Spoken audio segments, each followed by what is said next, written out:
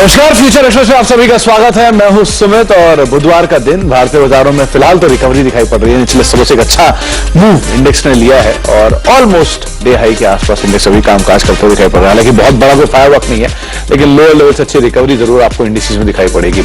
Flat to positive side पे indices सो फार कामकाज करते हुए निफ्टी बैंक दोनों में ही लोअर लेवल से अच्छी रिकवरी है और मिड कैप स्मॉल कैप भी कुछ अपटिक्स दिखा रहा है। ऐसा नहीं है कि वहां पर कोई हरा निशान आ गया है, बहुत बढ़िया तेजी आ गई, लेकिन फिर भी लोअर लेवल से जो फर्स्ट हाफ का डैमेज था उसको एटलीस्ट कंट्रोल होता हुआ दिखाई पड़ रहा था। मिड कैप में रिकवरी है, स्मॉल कैप बिल्कुल फ्लैट हो चुका है। तो अब एडवांस डिक्लाइंसेस में डिक्लाइंसेस जो करीब करीब एक समय पर हावी थे बाजार पर, वो अब वापस तेजी में कन्वर्ट हो रहे हैं। 14,500 शेयर तेजी में है, 13,500 शेयर में बिकवाली देखने को मिल रही है। 1,700 शेयर बीएससी में एडवांसेस में और 100 शेयर ऐसे फंडों में जो कि तेजी में कामकाज कर रहे हैं और निफ्टी बैंक का कुछ सपोर्ट हैवी वेट्स की तरफ से भी आता हुआ दिखाई पड़ रहा है। आज हम बातचीत करेंगे राजेश पालविया साहब से, हमारे साथ मौजूद हैं एक्सिस सिक्योरिटी से, जिनसे हम चर्चा करेंगे मार्केट्स को लेकर। राजेश जी से हम बातचीत करेंगे इंडिविजुअल कॉल्स के ऊपर भी और साथ से एक सस्ता ऑप्शन भी उनसे हम आइडेंटिफाई करवाएंगे। लेकिन राजेश जी से बातचीत करने से पहले कुछ ऑप्शंस के नंबर आपकी स्क्रीन पर आएंगे। किस तरह की पोजीशनिंग सो फार इंडिसेस में देखने को मिल रही है। 18,300 400 मेजर कॉल राइटिंग जोन, क्योंकि आज सुबह इंडिसेस खुला तेजी में, उसके बाद बिकवाली आई, फिर बिकवाली के बाद लोअर लेवल से वापस पुल बैक आ रहा है। तो 18,300 500 ये वो जोन से जहां पर कॉल राइटर्स हैं। नीचे 18,200 18,300 के आसपास पुट राइटिंग इंडिसेस में देखने को मिल रही है। यानी कि मोटा मोटा एक रेंज के अंदर इंडिसेस अभी कामकाज कर रहा है। निफ्टी बैंक की सिचुएशन भी देखिए कि निफ्टी बैंक के केस में भी जो दायरा है वो कुछ इसी तरह से दिखाई पड़ेगा। 42,200 43,200 43,300 43,500 मेजर कॉल राइटिंग जोन, 43,000 के जोन में पुट राइटर्स आपको दिखाई पड़ेंगे। 43,200 के आसपास भी पुट राइटिंग होते हुए दिख रही है। हीट मैप, क्योंकि मार्केट्स में फेरबदल हुआ है और 50-50 का रेशियो आपको दिखाई पड़ रहा है, तो अभी बुलिश साइड पे साइन है। 63 शेयर तेजी में, 34 शेयरों में लॉन्ग्स हैं, शॉर्ट कवरिंग है 63 में, 25 में शॉर्ट्स है और 68 में अनवाइंडिंग, यानी मोर 50-50 का रेशियो बायस पॉजिटिव साइड पर। लॉन्ग बन रहे हैं इंडिया सीमेंट में, इंडसइंड बैंक में, सीमेंस में, एचडीएफसी लाइफ में, जुबिलेंट फूड में जहां पे खरीदारी है। शॉर्ट कवरिंग है इंडिया बुल्स हाउसिंग फाइनेंस में, पीडीलाइट में न्यूज फ्लोज के दम पे कल की बिकवाली के बाद पुल बैक। लॉन्ग आज पूरे कैपिटल गुड स्पेस में, कमिंस सीमेंस दोनों तेजी में है। ट्रेंट और जीएनएफसी यहां पर भी खरीदारी देखने को मिल रही है।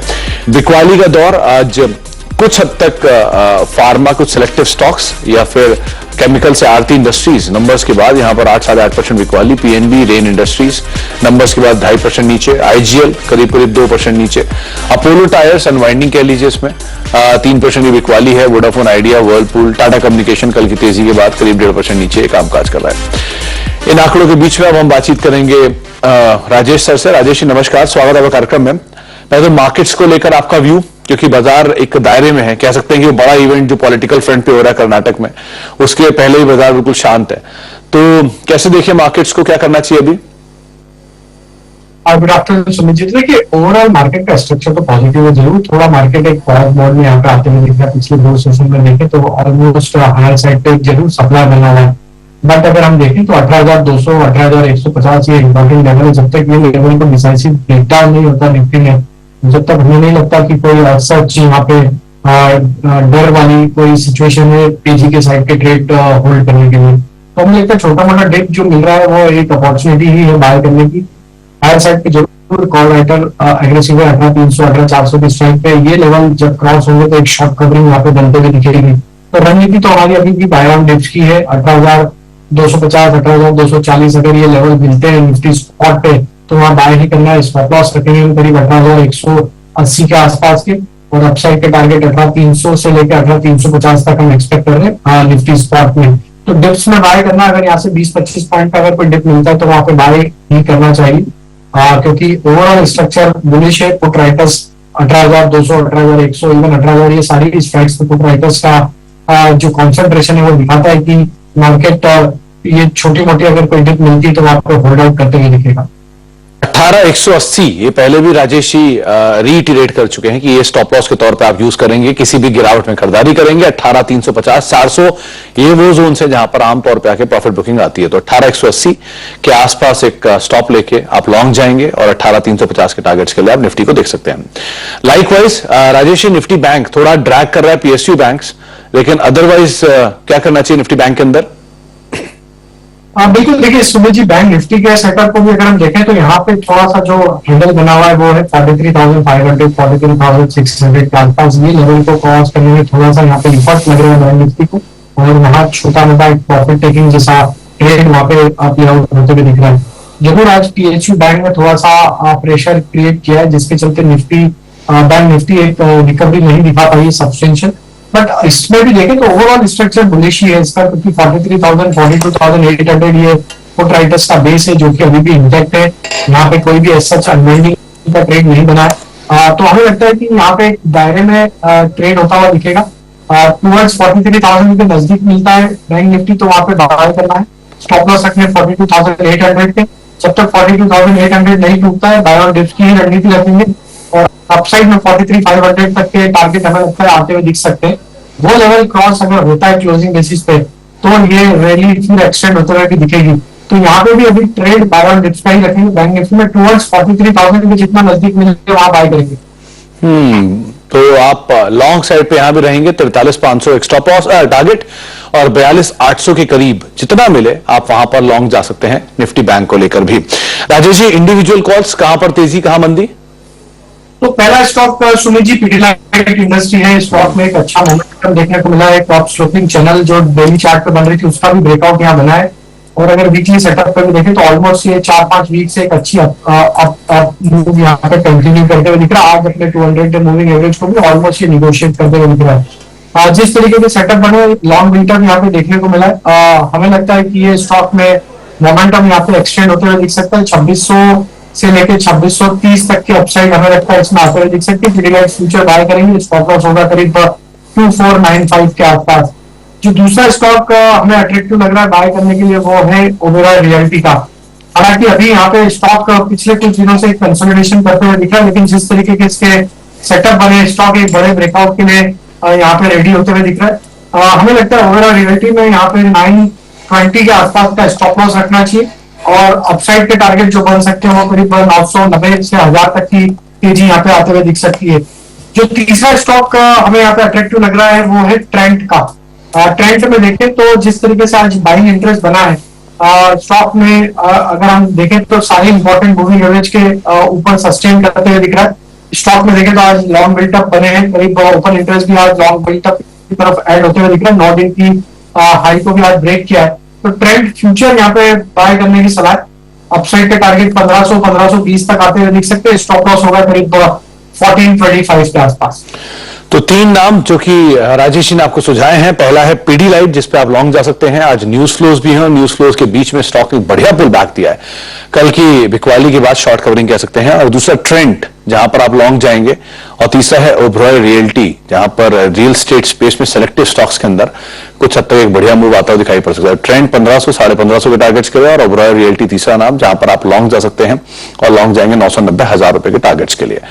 एक अहम खबर आ रही है जहां पर जो कंपनी अगर जो लीज पर देते हैं अपने ऑफिसेज, तो उसको भी अब मनी लॉन्ड्रिंग के दायरे के अंदर डाला जाएगा। ये पूरी खबर पहले समझ लेते हैं लक्ष्मण जी से, उसके ऊपर आगे हम बातचीत करेंगे बाद में।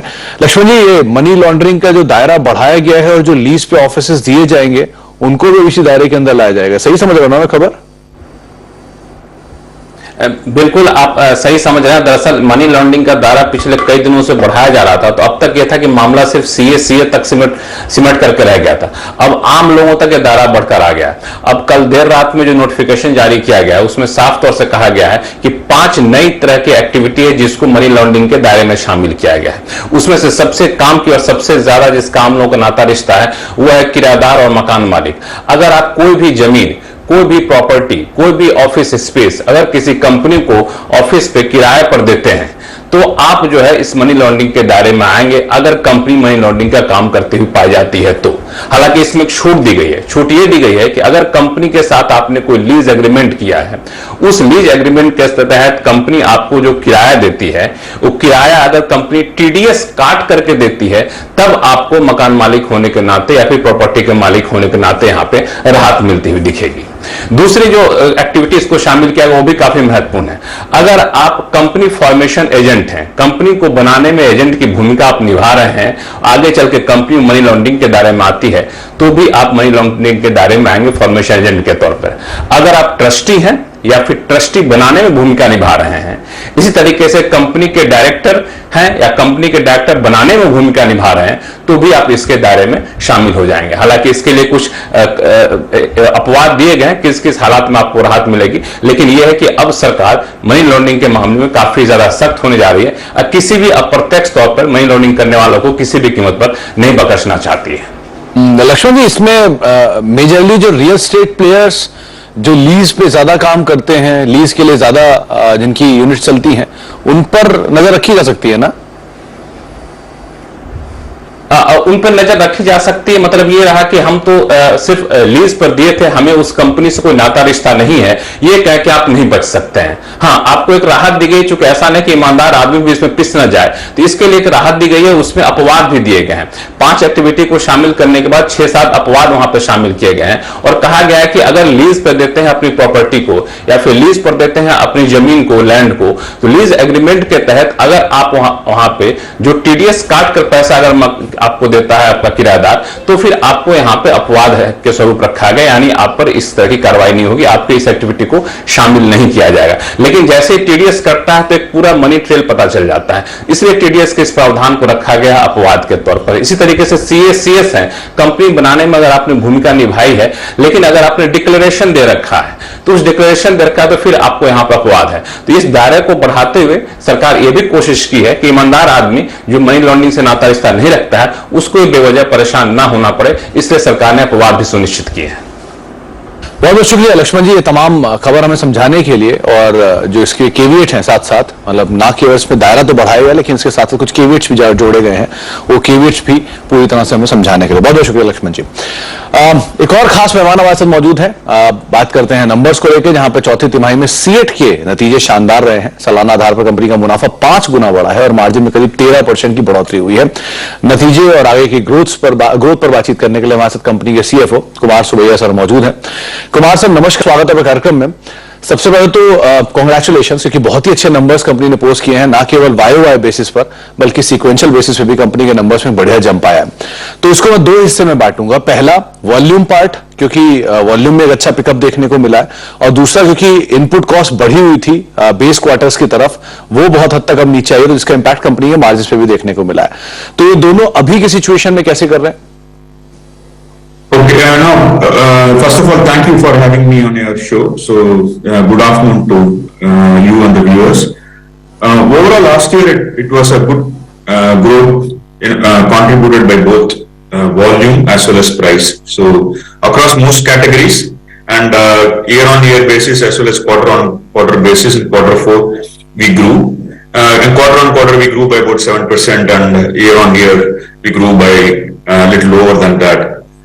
With respect to current situation, raw material prices moved down in Q4. That was one of the reasons for the margin expansion to happen in the quarter, and we were able to largely hold on to our prices. So therefore, drop in raw material prices led to expansion of gross margins.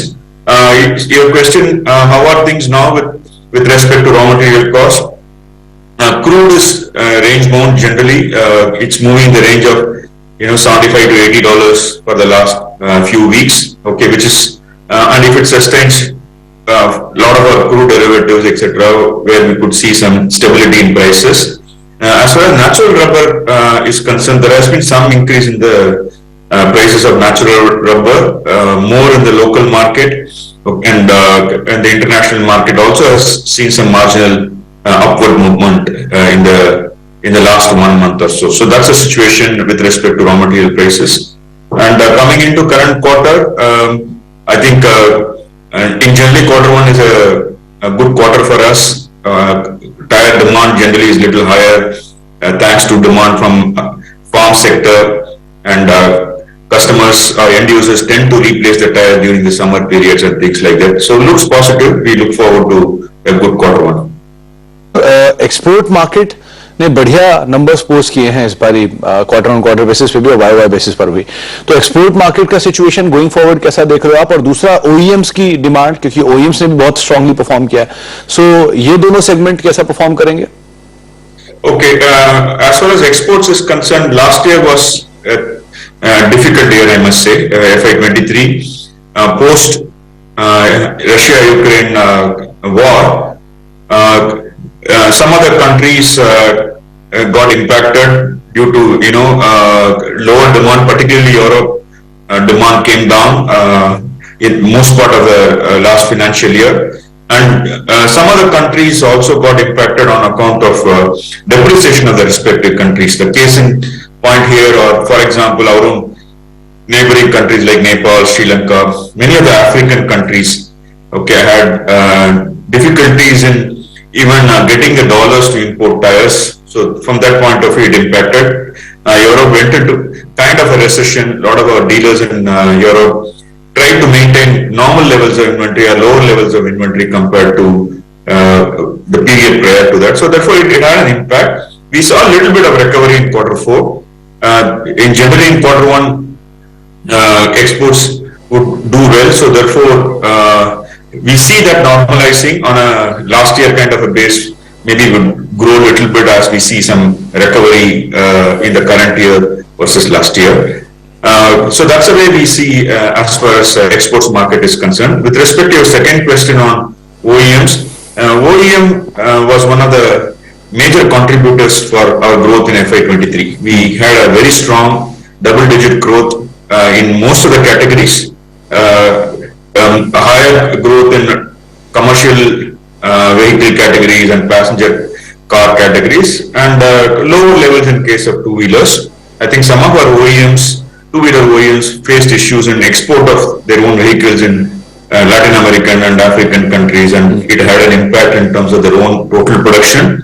Coming into FY24, coming into Q1 of the FY24, okay, we expect OEMs to do well. We saw the numbers of OEMs for the month of April for the Q4. We see some recovery, particularly in passenger cars, where the availability of chips or semiconductor is largely, it looks like, has been sorted, and therefore we hope it will be good for them, and therefore we look forward to improvement in our own volumes to them. And second is in farm sector also, OEMs would tend to generally do well in Q1 because farmers would generally try to buy farm vehicles a little before monsoon, and same thing applies to tires also. So we look forward to a positive quarter as far as OEMs are concerned. Kumar sir, एक चीज और, इस बार के numbers में notice किया मैंने कि company का केपेक्स 180 करोड़ रुपए, 200 करोड़ रुपए के आसपास का केपेक्स हुआ इस क्वार्टर के अंदर, और उसके बावजूद भी डेट में रिडक्शन देखने को मिला है. तो क्या कैश फ्लोज इतने स्ट्रांग थे कि केपेक्स भी पूरा हुआ और डेट भी रिड्यूस हुआ, और गोइंग फॉरवर्ड डेट का सिचुएशन कैसा रहना है? Okay, yes, yeah, you're right. Your observation is absolutely right. Okay, in Q4, we spent normal level of capex. Our forecast for last year was about 900 crores of capex cash flow. Okay, and we spent that much of money in line with our estimate that we had for capex in full year FY23. As far as Q4 is concerned, that question that you are asking, we spent approximately about 220 crores in Q4. We managed to bring our working capital down substantially in Q4. Okay, and that helped in terms of unlocking some cash.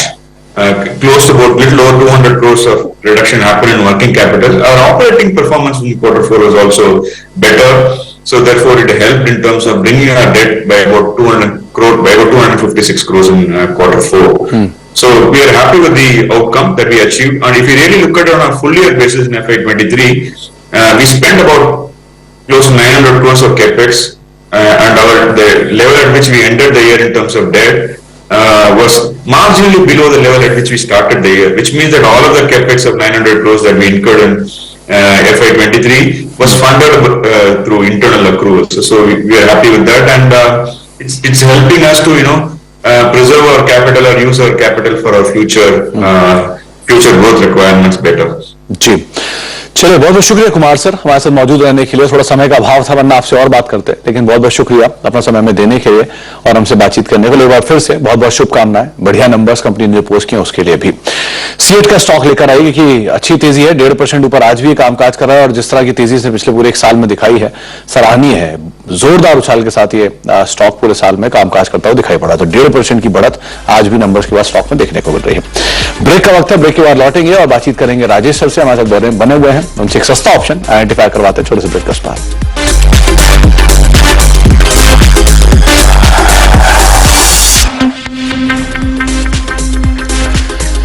बाद future express और markets बिल्कुल flat अभी कामकाज करते हुए। Nifty bank flat, Nifty flat, Sensex flat, mid cap index flat to negative और small cap flat to positive tone पे कामकाज करता है। राजेश सर, सस्ता ऑप्शन कौन सा चुना आपने? सुमित जी, देखें तो आज इंश्योरेंस सेक्टर में एक अच्छा बाइंग इंटरेस्ट देखने को मिला है और सारे स्टॉक्स एक अच्छा मोमेंटम यहाँ पे दिखा है।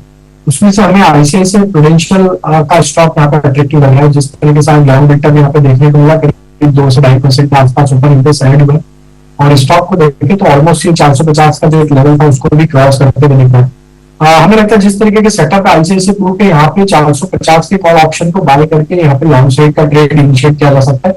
हम एक्सपेक्ट कर रहे हैं आईसीआईसीआई प्रू के टारगेट आना चाहिए 465 470 तक के। तो 450 का कॉल ऑप्शन बाय करना, अपसाइड के टारगेट इस ऑप्शन का आना चाहिए करीब 18 रुपए से 22 रुपए तक के।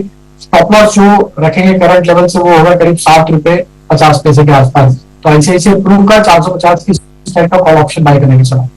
तो आईसीआईसीआई प्रूडेंशियल 450 की कॉल में आप खरीदारी कर सकते हैं। अभी 10 रुपए की रेंज में कामकाज कर रही है। इसके टारगेट्स 18 रुपए पहला और 20 रुपए दूसरा। 7.5 रुपए का एक स्टॉप लॉस यहां पर आप मेंटेन करेंगे। कैश में राजेश को लगता है 465 470 तक की चाल शायद आईसीआईसीआई प्रूडेंशियल दिखा सकता है, इसलिए आज आप नजर रखें। वैसे भी आज पूरा इंश्योरेंस बजिंग है, एचडीएफसी लाइफ, आईसीआईसीआई प्रूडेंशियल सब में खरीदारी देखने को मिल रही है, तो उसी को आप राइड कर सकते हैं। बहुत बहुत शुक्रिया राजेश सर, आज समय का अभाव था इसलिए आपसे बहुत बात नहीं हो पाई, लेकिन बहुत बहुत शुक्रिया अपना समय में देने के लिए और हमसे चर्चा करने के लिए। मार्केट्स को लेकर राय पॉजिटिव, पीडीलाइट, ट्रेंट और ओबरॉय 3 नाम जो कि लॉन्ग साइड पर और आईसीआईसीआई प्रूडेंशियल के जरिए आप सस्ते ऑप्शन में पार्टिसिपेट कर सकते हैं। एक ब्रेक का वक्त है, ब्रेक के बाद लौटेंगे और सास बहुवर सेंसेक्स आशीष वर्मा के साथ। नमस्कार।